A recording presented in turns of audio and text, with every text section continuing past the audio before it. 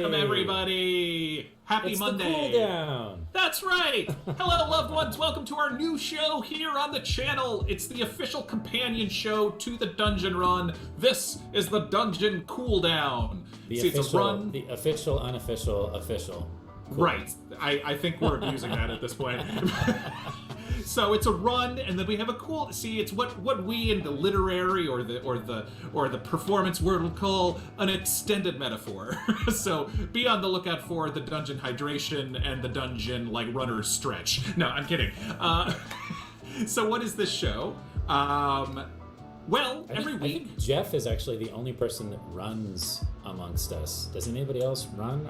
I mean, I get on the elliptical every now and then and go for a decent walk. Yeah. But, I'm not really... I know Jessica likes to climb things. Jessica does like to climb. I as well like to climb things, though I mostly do indoor climbing, which has been hard to do during a pandemic. Yeah. But yes, Jessica and Katie from time to time and I have gone to the indoor climbing gym together, which I miss. Now that I haven't talked about that in a while, I miss doing that. Looking forward to doing that again sometime. My only form of exercise is lifting my son up and down. That's right. He's getting heavier, so maybe my, my upper body strength is going to grow with that. I was just thinking about this. One can hope. We are approaching now. We are a little less than a month away from the 2-year anniversary of the start of our show. I know. Wow. April 24th, 2019 was the first episode of the Dungeon Run. And then Logan came on the scene, Mr. Logan Kjack, the week of episode 3, right? Yeah. And so Logan is 2.5 weeks younger than the show. So that means he is coming up on 2 years old. Yeah, his birthday's in May. He's talking. He's doing things. Calling everything daddy. He's kind of like a little brick. I was gonna say. Now that I think about it, it's real creepy. That is a little creepy when you put it that way. Yeah. We'll never be able to look at Brick the same. I mean, Brick made all of us uncomfortable from the beginning anyway.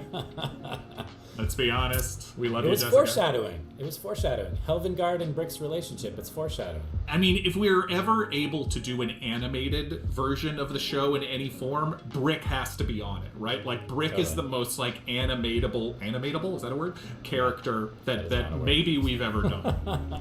The disembodied voice of your friend Jess is here to say I stand that and I want that to happen. Of course. Thank you.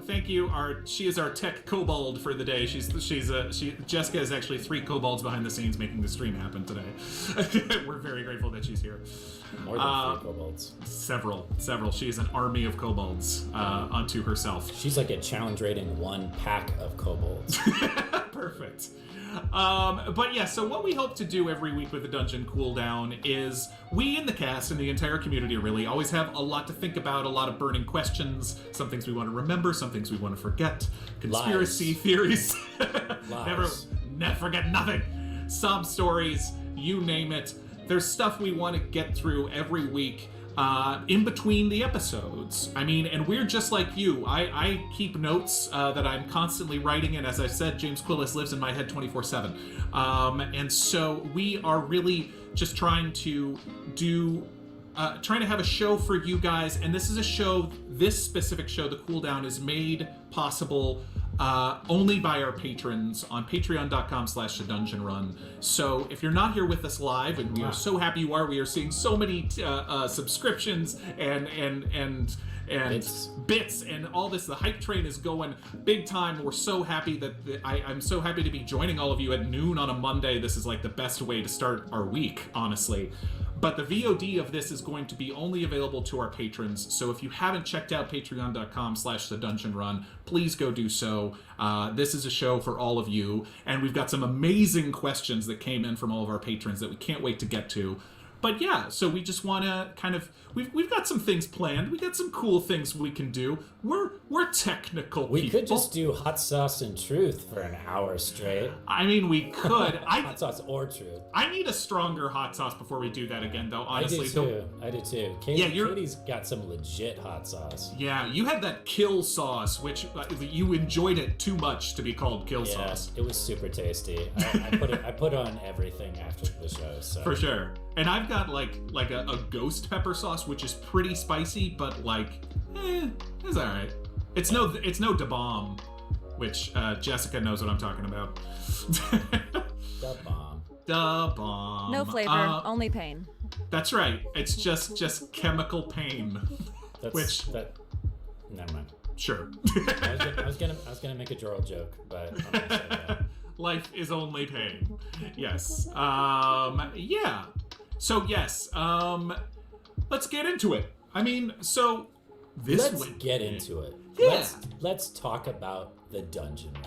Okay. Let's do it. So Jared, I don't know if you know this, but this coming Wednesday, March 31st at 6 p.m. Pacific, we've got our first episode back in 2.5 months of the dungeon run.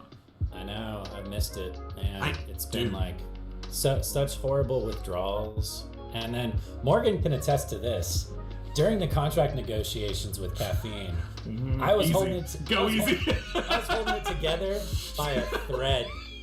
We all were. Some of us just hide it there better. There was definitely some moments where I was like, 2 or 3 beers deep, and I was like, I'm gonna text Morgan. I have something to say. There's something I want to say now. Here's the Morgan's thing. like, dude, chill. It's gonna be okay. Calm down. I've been through this before. Yeah. So thank you from my heart of hearts to you, Morgan Peter Brown. Thank you for keeping me calm and cool during that moment. It was definitely a James Civ moment in real life. Thanks, man. I appreciate that. And I don't want to go into too many details about this, but I honestly, and I said this before, but honestly, well, legally we can't go into too many. No, that's fine. No, caffeine's been wonderful. Yes, they canceled the show, but it was becoming very obvious to all of us that they were moving in a different direction. And so we kind of for a while felt like the odd kid out. But we were extremely thankful for our show. And we would not exist without them. And so when we went to them after they said we can't do the show anymore, we said, can we take this? And take it and run. And we are incredibly grateful to them that they were like, yeah. Because I think there was some miscommunication or misunderstanding with people where they thought for a while that it's like, well, this is their show. They can just take it and go. And it's like, it wasn't really. This was an original Caffeine production that they brought the whole team together. It was created by Alex Albrecht, the godfather of the Dungeon Run, Alex Albrecht. We love you. That's what we should call him from now on, is the godfather of the Dungeon Run. That's correct. Not Alex. Yes. Or we could say Alex, hashtag the godfather of the Dungeon Run. But yes, and so it's been a really great experience. But yeah, things like this take time, and we're just so happy to be able to continue on with the story and tell the story. Yeah. And we're doing it ourselves. I know. And as so you can tell, since there's a team of kobolds behind the scenes right now, totally running this for us. That's correct. Yeah. So it's been a journey. It's been a lot to do. So it's a lot of work setting up your own channel and getting things working. That's what I've been doing a lot of this weekend and the last couple weeks. We've been doing a lot. In fact, literally starting a business. It is literally starting a business and a channel. During a pandemic. What could go wrong? Yes. Yeah. No. And to clarify just slightly as well, to go back. I mean, just like. Everything went well during this whole process. It's just things take time, and from the moment hold on. We are continuing the original storyline. Yes. So don't worry. No. You're gonna see Civ, James, don't worry. Fahima, Oh my God. Don't you worry. I'm just laughing, imagining what if this whole time we'd been saying, the dungeon runs back, then Wednesday night we're like, I'm Thames Gillis. Just completely different characters. just completely, and just Trojan horsed everybody on a completely different. Yeah. No, we would not do that to you. I would not do that to myself. I literally couldn't show this map behind me right now if we didn't negotiate with Caffeine for the rights to do the show. This is very true. But it was all in all, it's honestly been a stressful time, but honestly a very positive time and an extremely exciting time. So we can't wait to continue telling the story with all of you here at our new home on Twitch and on Patreon and on our new YouTube channel and our podcast channel, which will stay the same. I know we've been getting that question a lot. In fact, we should have a update going out to the podcast folks, I hope today, which is just Jeff giving people the lowdown of what's going to happen in the days coming forward. Nice. But yeah, so we're diving right back in to episode, I don't know, do we call it episode 79? I mean, episode 78 will always exist. It is a non-canon, alternate timeline, Star Trek mirror universe I just episode. kind of imagine that as like a dream, like a weird dream that we all kind of, because it was up in the clouds. Right. And the first thing we fought was a Tarask, and we were all like god level, like 20th level, you know. I blew up 3 heads of a Cerberus. It was great. Yeah, I one-shot a Beholder. So yes, yeah. That's right. Well, and we also said that was like, you know, it's not canon at all necessarily that is what our, like, because you multi-class Civ a certain way. Yeah, I took James to full level 20 Warlock. You know, we might not end up going that way. And Ugo wasn't even the type of paladin that Jeff and he created. He switched to a different type of paladin. Because he had to quickly, because I think they're homebrewing some of this new paladin class as they go. And so we only have like a few days to do it. Fahima's going to go to the dark side at some point, and all of her spells are going to be blood magic and making people's heads pop and stealing their souls. Everybody thinks everybody's going to the dark side. I don't think so. I think I have faith in our lovely conjuration wizard. But yeah, and so we're diving in to episode 79, which is this heist, and it's coming back to Olsvach has been like such an interesting, cool experience because we've had this with other characters. I think we had it with James first, where when we dove back into Turles. And I don't know about you, but that first, and for many reasons, that first episode in Turles was probably the most stressed out that I'd been, maybe for the whole show. Well, you hit it well. Thank you. I didn't know that you were stressed. I knew that you were, like, concerned and worried and neurotic, but that's just James. Like, that's right. Yeah, you're just describing James at this point. Yeah. Yeah, it was, I think I've said this before, but I texted Jeff more in that week leading up than I ever had because there were a lot of details I wanted to get right. But you also have to keep in mind that in James's head, he could have been like handcuffed and hauled away the minute he showed his face in Turles. And there was a part of me that was expecting that. Yeah, yes. Now that I know that about James and his backstory, I definitely can see why you would think that, especially when. I can't remember the NPC's name. The guy that got his arms ripped off. Lucerne. Audric Lucerne. Thank you. Especially when he bit the big one and we were being questioned for his murder because Ugo had essentially threatened his life in that exact manner. I could definitely see why you and Ugo would be on high alert. Yeah. I don't think Civ even realized, I don't think Civ or Fahima or, we can ask Jessica, or Lily knew how much danger we were really in that situation. No, yeah, it was... Because Turles is such a big city, the last thing you want to do is get into like a Grand Theft Auto style, Royal Rumble in the streets. Throwing people out of wagons. Let me in! By the way, I've been playing a little bit of Red Dead Redemption, the second one, Red Dead 2. Nice. And I feel like if you ever play that game online, and maybe some of the people in chat have played it, it really lends itself to just mass slaughter in the streets. It's Western showdown slaughter. Right. Like it just pushes you that direction. And then all that happens is Murder Hobo Western Edition. Yeah, the law just keeps coming out of the woodwork and until you eventually, get killed. I am a lover of... That could have happened in Turles. Right. I am a lover of westerns and Deadwood and everything like that, and I've never quite dove into Red Dead, and I absolutely should. Yeah, it's fun with other people. For sure. The solo game I could see being a little slow, but when you're riding around on your horse with the rest of it, I'm getting sidetracked. It's okay. To the show.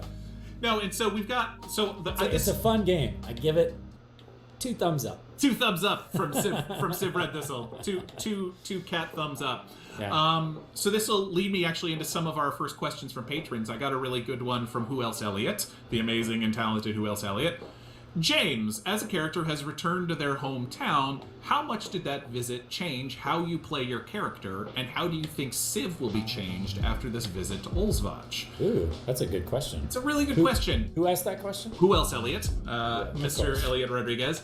Yeah, I think what it taught me and how I address Civ now that we're in his hometown is like just kind of following your lead. And really kind of taking a back seat and just sort of and keeping an eye on everything and seeing what the dynamics are, seeing how you are with the barkeep, seeing how you are with all these friends. And Fail Waffle, by the way, Fail Waffle's big question. I would like to know James's thoughts on Curso and the gang. I think she suspects you. She always suspects Civ. Of course. And this gang. Well, and the thing about Olsvach is like, it makes Civ makes so much sense. Like Civ's anger about the Dwarven Duke, or the Dwarven King. Sorry, the Dwarven Duke, the Duke, and the Dwarven King. He was a little stressed during both of those interactions. For sure, and you see this city where the line between the haves and the have-nots is so literal and so clear and so cruel that it just makes all of it make a world of sense. Yeah. And going back during our dungeon reruns and watching the Paladin and the King and Civ's whole speech or whole sequence where you reveal Civrak to all of us. I've already complimented you on. I'm done complimenting you, Jarred Kjack. No, it's a brilliant scene, and it holds up as some of my favorite role play that we as a group have ever done. That having the knowledge of going back and watching that scene again after we're like knee deep in Olsvach, it makes so much sense, and everything feels so lived in. Yeah. I know.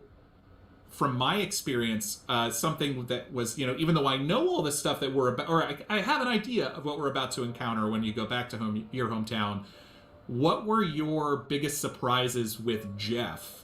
Because we talked about Audric Lucerne, for instance. I knew who he was, and as soon as Jeff started playing him, I'm like, that's who that is. But I had no idea what he sounded like until Jeff started talking, and I was like, "Yup, that's what he sounds like." And we had no idea about that. I had no idea what Fetch sounded like until he started talking, and I was like, "That would have thrown me for a loop." Did tiny bit, but and so it's talking about it in an email is very different than you are sitting at the table role playing it, and now Jeff is that character. Yes. And it's a very different feeling. So what was that like for you? Oh gosh, there's a lot to unravel on that. So Jeff and I discussed his Civ's backstory, Civrak, obviously, and we discussed and we came up with the cheesemonger, and we talked about Curso, and we talked about Vic, and there was actually a little bit of a love triangle there where Curso and Civrak were both in love with Vic, or they at least they thought they were in love. Granted, they were very, very young, because they've been running together since they were kids. Right. And Vic was always the one that was kind of like the sharp, street smart, she didn't pull any punches. And if you were on her good side, you were, gold to her. Mm-hmm. And if you were on her bad side, that meant you probably weren't going to last very long in Olsvach. Even at a young age, she was that way. And so we kind of, were attracted to that and idolized that. And learned underneath her tutelage, because she's slightly older than the two of us. And then the cheesemonger comes into the picture, and the cheesemonger kind of takes all of the little sewer rats, the little street urchins, and turns them into his little, Army. pickpocket gang. Yeah. And that grew. Yeah. And obviously it did well in Olswatch, and the cheesemonger prospered through that whole situation. So there's a long, long history there, and that's why I think when Vic died, when she sacrificed herself, the first thought in Civ's mind was, well, we have to take her back home. Right. And all the people that she touched in her life, including Curso, need to know what she did and what happened. I did not know until we got back to Olswatch that the cheesemonger was partially to blame. So that takes it to a whole nother level for me. Right. I also didn't know how Curso was going to, like you were saying, I didn't know how Curso was going to come out in Jeff's personification of that NPC. We talked a little bit or how he's changed even in the Yes. 2 years or so, right, since you'd seen him last. Yeah, and he's changed dramatically. He's essentially running the gang now. He's a lot angrier. He's got a lot of grudges, partially towards you. Yeah. Well, towards me, towards Olswatch, towards the cheesemonger, I think he's just sort of over it. He is where Civ was when Civ finally snapped and said, "Enough is enough. I'm leaving." That's the feeling that I get. Only I don't think Curso thinks he can leave. I think he honestly thinks he's trapped. This is his world. Right. This is all he's ever known. And what I've been trying to get across to him in the RP, and I think this might happen a little bit more on Wednesday, is trying to convince Curso that there is this other choice. There is this other path. Right. And I found it. And you can too. You don't have to do this. You don't have to live this life anymore. And that comes into play, I think, too, with the scene that you and I had, where you kind of intimated that you really didn't want to kill the cheesemonger, and I think this arc for Civ is so fascinating and so interesting to see how you're playing it, which is that and then I mean, if predictions, I think that might be something that comes to a head. It's for sure. Where Curso is only thinking there's about some things that Jeff always pulls the trigger on, and if there's real juicy tension between people, between like an NPC and a player character, especially if there's any kind of history going on there, he's pulling that trigger. He will pull the pin and lob that hand grenade. He will do it, 100%. No hesitation. Yeah, I think that's so fascinating, because I think Curso and the others to some extent as well are so tunnel vision on getting up in this world of Olswatch. Yeah. And limiting themselves in that way. Yeah, and surviving. It's that survival instinct. And you, by getting out, have opened up your perspective in so many ways and see this is, it's not meaningless. It's not saying that. It's just backstabbing and killing and stealing and just to get to the top of this terrible place. Yeah. It's you're not even vetch. You can't even get into the Heist strana. Right. The highest you really can climb. What you want. Yeah, the highest you can climb in Olswatch, unless you're born into it, literally born into it, is to be a crime lord in the lower strana. That's the best you can do. Right. Period. Right. And I feel like somehow the cheesemonger has weaseled his way into being considered vetch now. That's wrong on so many levels. I mean, it literally just breaks everything that Civ knows about Olswatch. I feel like we could spend so much time in Olswatch, and I feel and we got. Somebody said the Olswatch revolution. I have thought of that. I almost led a revolution in the dwarves. I would certainly be willing to lead a revolution in Olswatch. We have so many things on Lily's to-do list. We have so many people's lives at stake, but Olswatch really feels like a place where we could stay here and we got this town needs help. Yeah, and there's somebody work to be compared done. it to Waterdeep at one point, and I was like, yeah. If Waterdeep, if all of the lords of Waterdeep, all of the high level merchants of Waterdeep, if they decided to make themselves their own oligarchy or their own aristocracy, and then they just sort of wiped the slate clean and made everyone else serve them. Yeah, that's Olswatch. Yeah. Plus, have a plague come through and wipe out, a third of the population. Wow. Such a sad place. It's such a sad place. Mom of Goblins. Now you know why I left. Yeah, right. Mom of Goblins had a really interesting question about Civ as well, which is talking about Civ going through a transformation of self, or was kind of going through one before Olswatch. Do you think being in this he may relapse into his old ways, or is that change pretty solid? I know that growing and changing is difficult when you go home. Yes. Wow. That was Mama Goblins? Yeah. Wow. I know. She's killing it with these Our questions. patrons are amazing. What can I say? They're awesome. The short answer is yes. The short answer is if he wasn't spending time directly with Lily and James and Fahima and Ugo, yes. Mm-hmm. He would definitely get sucked back in. Yeah. And now that he knows what he knows about Cheesemonger, he's not going to let that go. He can't let that go. It's magnetic. It's that pull of just trying to and all the relationships. Yeah, there's been a pause, but it's like it picks right back up. You can see it, and the moment after the funeral, like right after the funeral, when you went back to your old Civ Red Thistle voice, was really powerful for me. I thought that was lovely. In terms of, again, just trying to move on. And this is another question, I'm jumping around a little bit, but there was another question which was, let me find it. From Austin Cowart, what is your favorite aspect of each other's characters? One of my favorite aspects of Civ is this guy who is consciously trying to remake himself into the person he would like to be.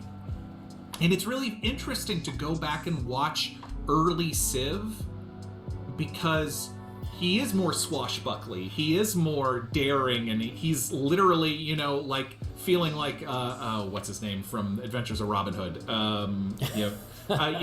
He's feeling like this old school style swashbuckler, and then you realize, correct me if I'm wrong, but you kind of feel like at the center of it all is this sad kid who is trying to become a hero. Yeah, that's his idea. Is I'm gonna reinvent myself. I'm gonna go be Robin Hood. Yeah. I heard the story of Robin Hood, and I was Errol Flynn. There, that's his name. Yes. Sorry, go ahead, please. I can do that. I want to do that. That's what I'm gonna do. And then he invents this persona. I'm gonna be Civ Red Thistle. Yeah. And I'm gonna steal from the rich. Too sexy a name. It's too sexy a name. Thank you, Jessica. As a fire genasi said once. And I was like, yeah, that's his motivation, Yeah. He doesn't want to be because the interesting thing about playing rogues is this. I feel like the obvious choice for playing the rogue is greed. I just want to play this shifty, shady, the chaotic neutral, and I'm gonna steal the loot, and all I care about is the treasure and the money, and I'm gonna be that guy that's willing to sneak and lie and all that jazz. And I was like, yeah, that's Civrac. Yeah. But what's more interesting to play? What's more interesting of a story to tell? Mm-hmm. Let's make him that stereotype of a rogue. That's where he came from. That's his horrible past. And he doesn't want to be that way anymore. Right. He wants to be the hero. Right. He wants to be that character that you hear about in the fables, in the myths, in the stories of, the hero that saves the damsel, or, slays the dragon, or whatever. And he's got these bizarre concepts in his head of what those things are from, reading these books, because Sure. he taught himself how to read and hearing these stories. But then he gets out into the real world and starts, outside of Olswatch that is, and starts experiencing what it's like dealing with these other people that are in our group. Yeah. And these other worlds, because we've traveled to enough places now where he's starting to see, not everything is like Olswatch. Right, but not everything is like Turles. Right. And not everything is like the Salvage Manders, and not everything is like the pirates. Things are tough all over in different ways. Yeah. Yeah, exactly. Yeah. And so it's been a lot of fun to play with that journey, that idea, that concept of what he wants to be. And I think somebody said this the last time we were doing one of the rewatches. They were mentioning or commenting in chat saying, I think Civ occasionally snaps back into his old self. There's certain things that he relies on. There's certain modes that he shifts into. And one of those things is his old path, his old behavior. Yeah. And that's lying, cheating, stealing, stabbing, to get what he wants or to survive. Yeah, I mean, it's that thing of going home for the holidays every year, and some people might be familiar with this, where it's like you move away and you've got your new friends, you sometimes even got new family, or so you've got, and sometimes you feel like a completely different person, and then sometimes you have to come home or come back and you get in that room with your sister, or your uncle says that dumb thing or whatever, and you're like snap right back to it, and it's just like ugh. and then you get mad at yourself almost even more, that it's like, no, I thought I wasn't this person anymore.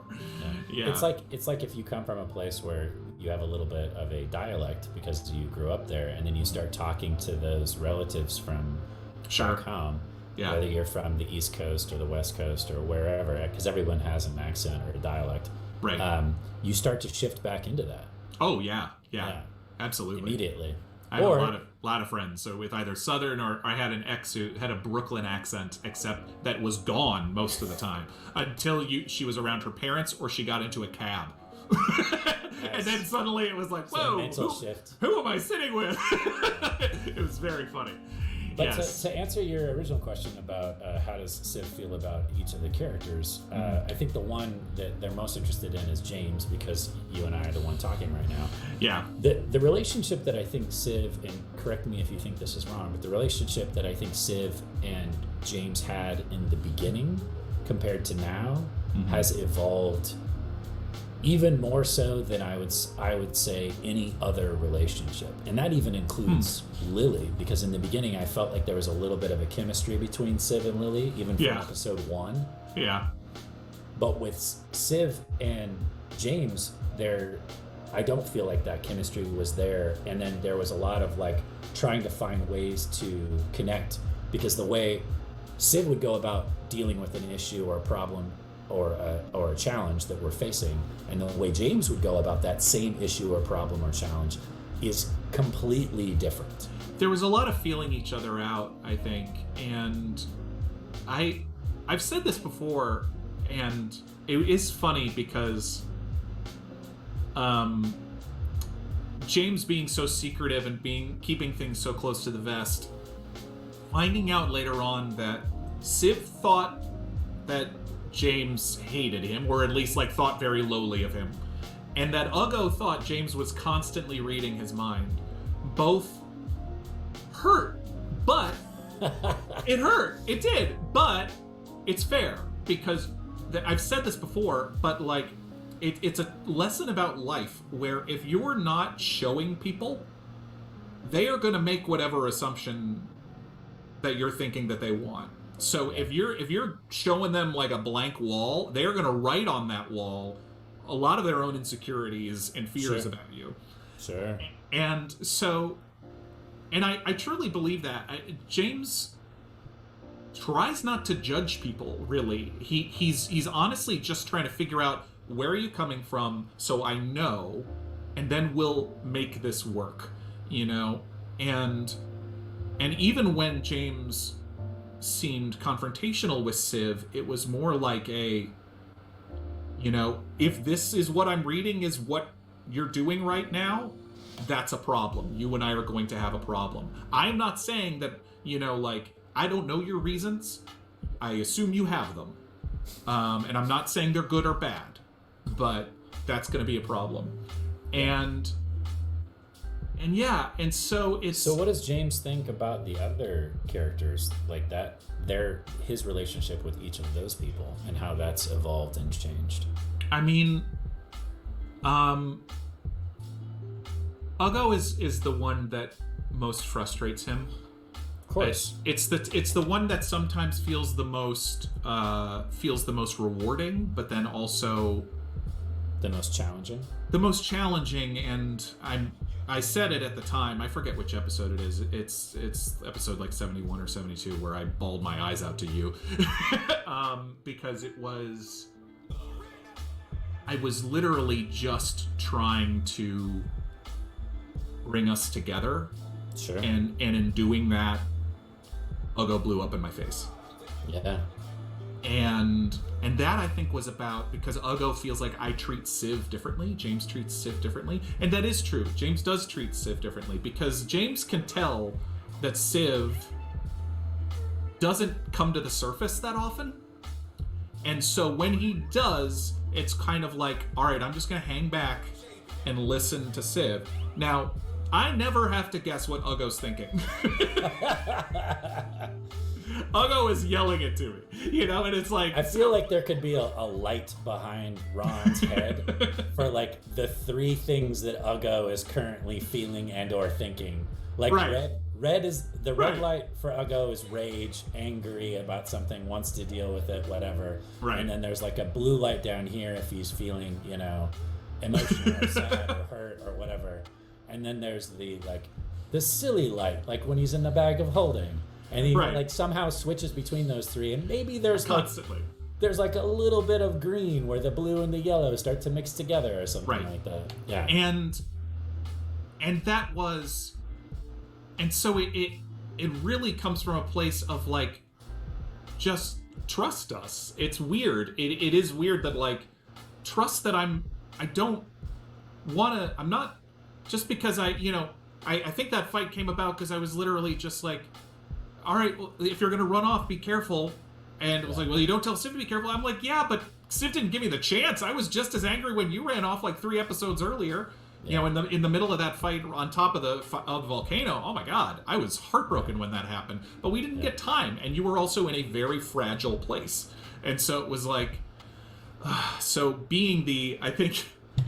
Peter Desmond, one of our patrons, said, this was originally for me and Katie Lily, as the two parents of the team, how annoying fun do you find it as characters to keep your chaotic children on track? Now, the fact that we are the parents of the team, I think, is a point to be argued. I don't know about that.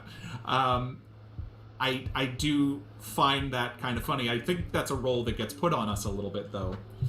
And... Yeah, Lily definitely doesn't want to be the parent, but there's definitely times where it's like we're all just kind of in 20 different directions. She's like, okay, let's focus. And James likes solving listen puzzles. To me. Right. James likes solving puzzles, and in a way, everyone in the party, including himself, are puzzle pieces. And so it should all fit. And James is trying to make things fit, but he's also, James and Morgan, confrontation averse most of the time. Right. You know, and so which is funny because I think you've gotten in more yelling fights with anybody in the cast than anybody else. I know, and it breaks my heart. It does. I mean, well, and even to go back to that, to those moments so often have come about as like, you're not letting us help. You are stopping us. Episode 15, I mean, that fight was all about that Uggo was shutting down everybody. Right. And forcing a situation to happen that was going to put all of us in danger. And it was just like, dude, you need to let us be a team right now. Yeah.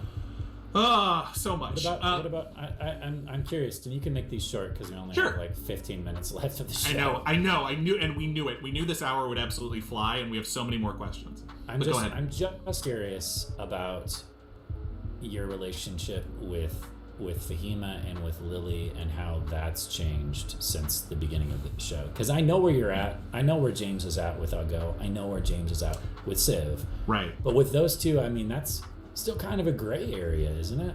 I think especially with Lily, it's very much a gray area. I think Lily is a little more low maintenance. I don't, I think he can trust Lily to handle her stuff most of the time, but having said that, I mean, he cares deeply for her and wants to make sure she's okay. But I think most of the time, Lily is the one least calling out for help, and I mean that subtly. I don't mean like actively. I mean like I don't look at Lily and go like, "Is she doing all right?" I do that a bit more with Fahima, with Ugo, and with Civ. Fahima, if this hasn't been obvious, James, I think, is just trying to let her grow up and be who she's going to be and just let her know that he's there. I think that's more so, I think he knows how smart she is, and I think he knows she has a good head on her shoulders and like a pretty decent moral center. Mm-hmm. And it's kind of he's trying to I never even thought this before. I think he's in as much as he's trying to parent Fahima, which I don't think he is that often, but there are times where he is trying to be the parent to her that he wishes that he had. Where I think when Fahima and James back at Frophies had this moment where Fahima was almost expecting James to admonish her a little bit about the when she did it to the chicken, when she went into the dead body of the chicken, about the necromancy spell. And she legitimately almost asked to be judged for it. And James wouldn't do it. Because even in asking for that, you can kind of see this person feels bad about what they did and they're worried about it. And so James took that as like, the fact that you're already there tells me that you have a good peace of mind about it and that you're doing this the right way. So just be careful, just keep that head on your shoulders. Know when you're going to, that if you're going to do that, you can't do it recklessly. Yeah. I also kind of feel like when she went off on her own for several episodes, it was one of those moments where we were like, well, we just have to trust her to come back. Yeah. And I think she was held hostage. Right. In order to, literally the choice. It got twisted in the Discord a little bit about Fahima's choice. Let's get into this. James and Morgan agree about this. There was no choice. It was, I kill your friends or you come with me. Go back and watch that moment. There was no choice. Quit talking about, Fahima chose the dark side. What would you do? Look, she's literally holding a fireball against your family, or come with me. You go with them. Come on. Right. And there was nothing we could do. So get your heads right. Those of you who think that Fahima chose the dark side. I also kind of feel because she was on her own for a while and we just had to trust that when she came back, it was almost like everything had changed in a small way with Fahima's relationship with the party. Yeah. Because at that point, it was pretty well understood that any of us at any moment might get killed or sucked away or have something terrible happen that causes us to no longer be a part of the group. It could happen. Yeah. And so when she came back, yes, there was that coming together and the family, rejoining, which was great. Mm-hmm. But there also had to, at that point, be a willingness to trust. Mm-hmm. And I kind of feel like that was one of the moments in when we did the rewatch of the Dwarven Forges and dealing with Dondo, when he was like, do you all trust each other? Jeff was trying to push that, earlier. He wanted that to happen earlier. Yeah. And the funny thing is that it didn't happen until it organically happened. And I think that was actually a side effect of something that Jeff was experimenting with, which was the one-on-one D&D show. Yeah. Right. The one person one shot, or whatever you want to call it. Someday when this campaign is over, I will go back and watch those episodes. But thank you, Witch Space. That's amazing. Yeah, because I'm so curious about so many of those moments that I don't get to watch. That's all right. Yeah. Let's see. We got 9 minutes. What are we going to do? I know. Okay, we got some great ones. So I think we covered a lot of the episode stuff and things that are around. So let's go into. I got some great general show questions. Okay. David Gen Pro sent us a lovely one. So glad TDR is back. I love the top-notch pro TDR storytelling and improv so much. Thanks, David Gen Pro. I'm not just rating this because it's a compliment. I'm sure this varies somewhat scene to scene, but I wondered in general how much of the longer scenes between characters is long-form improv versus interactions extending from pre-written character backstory/Bible. This is a fascinating question, but here's the truth. Almost all of it the former. It's all improv. I mean, it's all improv. It is. Now, having said that, I do keep a notebook of thoughts that James would have had, impressions, to make sure that I remember them from week to week. Because sometimes it takes 4 episodes to live out a whole day in the lives of these characters. So I need to make sure that they're still fresh in my mind. Because for James, that only happened 2 hours ago, even if it was 3 weeks ago, So I will sometimes have seeds to go I do want to ask Ugo about this, or I do want to investigate this. But so I come prepped. I come prepared. And this actually, because we did get a question about roleplay tips. Let me find this. From Grasp My Hand, do you have any advice for home players to improve their roleplay? Is there any activity or mantra that helps you better occupy the mind of your character? Yeah, improv and acting classes. Yeah, improv. Improv is helpful. But it's literally, I do the same way for acting jobs. I come prepared with ideas and thoughts and seeds of ideas. But then once we're sitting there, it's all about listening. True. And I'm able to throw it all away if what's happening in the moment is better and more immediate and more interesting. Yeah, more important. But having said that, I'm still ready with these other ideas if there is an opportunity or a moment where it makes sense. And there are things, someday I'll go through my notebook and find conversations that never happened that I almost had, stuff like that, because there's a ton of them. Because it's this might be interesting, but then the moment never happened. And something that I really try for, and that I think we're very good as a group, is I hate forcing moments. Yeah. And so even if I have an idea to do something, I'm always willing to throw it away if it doesn't make sense for where the party's at. Yeah. If we're having a great dinner with Frophy and Zanelka there in Typh, and suddenly I need to talk about this really dramatic moment, it wouldn't make sense. Because that's not the life of what's going on with these people. So for a roleplay tip, honestly, it's listen, be in the moment, have ideas, be ready to toss them out, and make them ideas about the other characters. Yes, and. Yes, ending. That's the best improv tip. I mean, it's a cliche, but it's so true. Where it's just giving your characters gifts, sometimes literally, as Civ will do, but no, it's literally just going to Fahima and saying, hey, I saw that moment between you and Zanelka, are you doing all right? Sometimes that's literally all you have to do. Yeah. And just poke and prod a little bit in a nice way sometimes. That's actually a really good point. If you're struggling, even if you're not struggling, if you just want to enrich the role play between characters or between the dungeon master and the characters, creating as many connections as possible. Yeah. That might just be seeds for later RP, but some kind of connection between your character and everybody else. Like, what would I talk to James about versus Ugo versus Fahima versus Lily?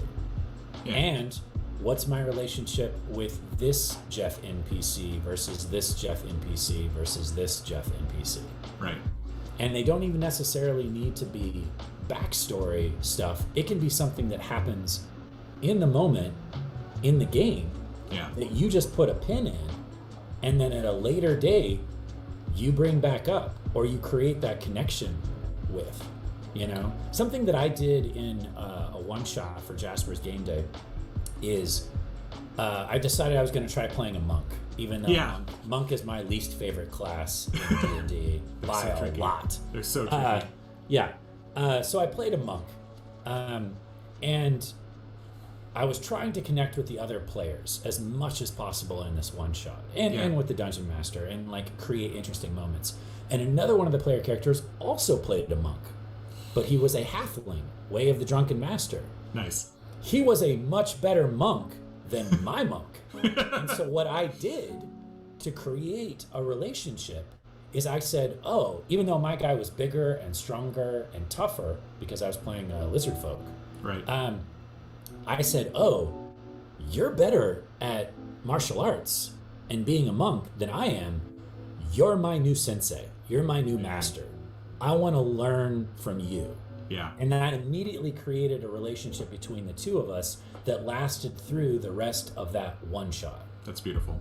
Yeah. And that's something that I think, it's just an idea that I had, but that's something that I think, based off of what you just said, Morgan, that's something that I think any player would do nothing but gain from if they do in a game. And any dungeon master, too, is finding those ties, those relationships, those things that your character... Investments. Exactly. Putting a little bit over here and a little bit over there. Yeah, and maybe you're right. You don't, dwell, deep dive into it right away. You don't sit down and talk about, I don't know, alchemy or cooking or something for 6 episodes or 6 game sessions. But you just put a pin in it and remember, oh, that's something that I can pay off later to, connect to later on.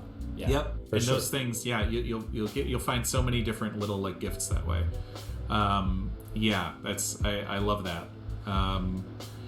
It's really wonderful to be able to just there's like the bad version of this. We've all played at a D&D table or done improv with someone who's like, I've got this one bit and it's hilarious and I am going to play it into the ground. I don't care what you're doing. I have got this joke and it's a good joke and I am going to play it into the ground. And after about 5 minutes, playing with that person is gonna it gets frustrating, and you're like, are you even listening to me? I've done plays where like I could be on the other side of the stage with someone juggling on a unicycle and they would still play the scene the exact same way, and I'm like, are you listening to me? Are you listening to me? Please just listen to me. That's really what it comes down to. Listening and empathy. That's the best advice I can give. Okay, we are running short on time, but let's get to some. We got a couple more. Let's do it. A.G. McLeod says, has being away from the show for a couple months now changed how you view and think about your characters? Honestly, not that much. Not really. I honestly, I tried very hard not to think about the show, not to think about Civ. For own mental health reasons. Because, all it was going to do is make me incredibly sad if we weren't able to bring the show back on Twitch. I kind of put it. Having said that, Wednesday could be weird. It could be a little weird because there will definitely be putting your feet back in an old pair of shoes. Is that a metaphor that works? On the bike. Get back on the bike. That's better. Thank you. Forget my shoe metaphor. Seth Leopard had a good one. If your characters could be introduced in each episode with their own theme song, what song would you give them? Well, it's true. But I think it's like literally like if you're going up to bat in a baseball game or you're entering like a WWE ring, you know. One I like for James. People Are Strange by The Doors. That's awesome. Can you imagine? Anything by The Doors. Have you read any of Jim Morrison's? I'm a huge Doors fan, by the way. Have you read any of Jim Morrison's poetry? Some. Yeah. It's real weird. It's pretty out there. Real dark. Yeah. Totally natural. Highly recommend it. Yeah. Yeah. It fits James. Yeah. Thank you. Especially James on Clan Juice. Oh, God. Right. Yeesh. That would have been the song playing during either Night the Drift. Doors. Yeah, during Night Drift, for sure. Night Drift. Although, because it's Night Drift and it kind of sounds like a club, it'd be like some techno music. It'd be like a remix of a Doors song. A club remix of This Is the End. That sounds terrible. What about Civ? Any song for Civ? It's interesting. I've been doing my taxes lately, and I've been listening to a lot of music while I've been doing my taxes, and I just let Pandora play. Mm-hmm. And Pandora knows me well enough at this point because of my music choices, what kinds of things I like and dislike. Mm-hmm. And it's weird how there's a blend of like the two forms of Civ, or the two forms of like songs where I'm like, this is perfect for Civ, is like Billie Holiday or Aretha Franklin, or like, that's awesome. All of these beautiful, jazz singers or blues singers. Mm-hmm. There's that mode of Civ, but then there's also like lots of sad Civ 1990s like rock or grunge. The Crow soundtrack. Yeah. It's like a weird blend of those two. Lots of I love The it. Cure and Depeche Mode, and you can see where I got the whole goth thing. So good. Yeah, Vic was into that big time for sure. Oh yeah, and so it's almost like two parts of his personality or two parts of his brain are those two genres. Sad jazz and 90s emo rock. Not even just sad. There's some blues too, like some Muddy Waters and some. Oh God, that's great. I love that. Yeah. We got two different versions of this, both from Clathman and Dr. Sparks, which is talking about the change in format, platform, what areas excite you the most. People want to hear about the journey from caffeine to the new setup. What did we learn? What are we hoping to improve? I mean, that's literally, like that's an hour-long conversation. I know it's a foolish thing maybe to do this right at the end, but it's been amazing. It's been, what I've learned is that I'm so lucky to be surrounded with these incredibly talented people. I mean, Jessica, stream goddess that she is. Jessica is so talented in visual and so many things. Ron is handling so many, like, we all have our own talents in certain ways that are all coming to the floor now as we sort of pick this up and carry it ourselves. We have been getting some help as well. We'll tell you more about that in the future. Some familiar faces as well we're hoping to bring onto the scene, but there's a lot going on. It's a lot of work, but it's really gratifying work. And I'll tell you, like, the last couple months, every time that I was feeling down or had a slow day, like going onto our Discord and seeing that people are still so enthusiastic and amazing and supportive and excited, it's the best encouragement you can get to when we're cranking out spreadsheets, when we are like, we're just working on the kind of the nuts and bolts of what we've been up to. Harris2520, thank you so much for the gift subs.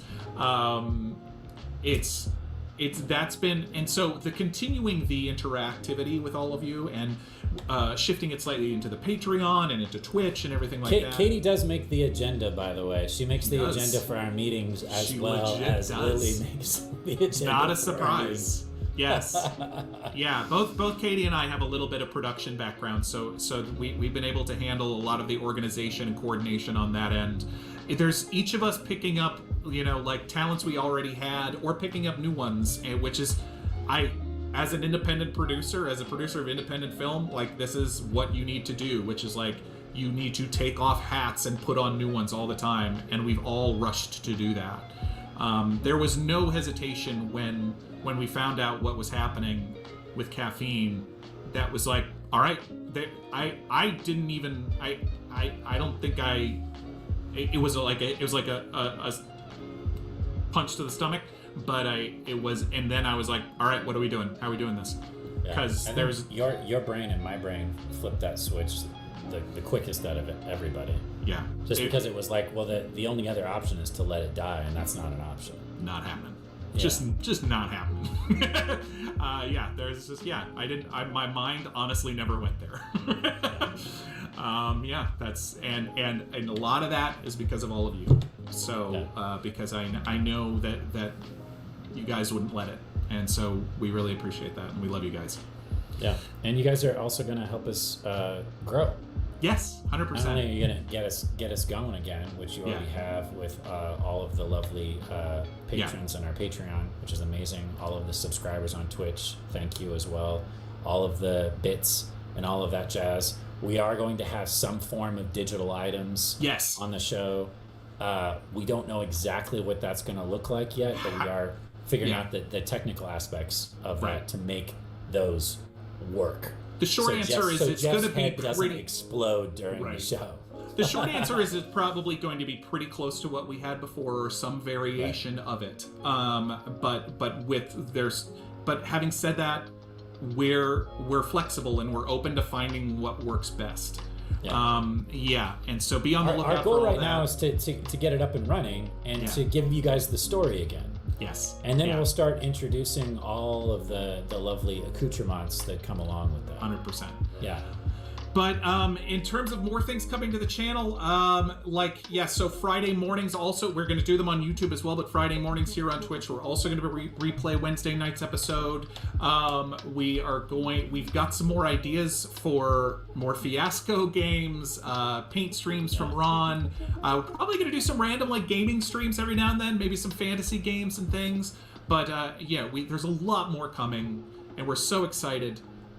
So I think we're gonna wrap it up here. It's been just about an hour, and there's a lot of questions we didn't get to, but we got to some great ones. Thank you so much. I know this will always fly. I'm sure this hour will always fly, and we're so happy all of you have been here with us.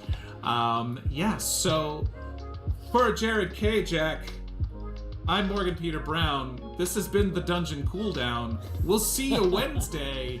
Yes. Woo! First thanks, episode everybody. Back. Mwah. We love you. Bye. See you in.